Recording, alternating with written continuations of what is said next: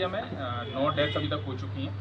इसके अलावा हमारे 13 बच्चे टोटल एडमिट हैं, जिनमें से एक बच्चा आज रिकवर हो गया है और 4 बच्चे DH छिंदवाड़ा में हैं, जिनमें से 2 की कंडीशन ठीक है और 2 अभी ट्रीटमेंट में चल रहे हैं। और नागपुर में हमारे 8 बच्चे हैं, जिनमें से 5 की कंडीशन ठीक है और 3 डायलिसिस या वेंटिलेटर पर बताए जा रहे हैं। संज्ञान में और जांच में आया है कि इनके द्वारा टोटल 660 बॉटल्स की परचेसिंग की गई थी, जिसमें से 594 बॉटल छिंदवाड़ा में सेल की गई हैं और 66 बॉटल्स जो थी यहाँ पे स्टोर की गई हैं, जो जांच के द्वारा हमें मिली हुई हैं। इन 66 बॉटल्स में से 16 बॉटल्स को सैंपल हमने लिया है और जांच के लिए भेजा जा रहा है। 50 बॉटल्स को फ्रीज करते हुए इन्हें ना विक्रय करने के निर्देश जारी किए गए हैं। इसी तारतम्य में नियंत्रक महोदय भोपाल के द्वारा भी एक जांच टीम का गठन किया गया है।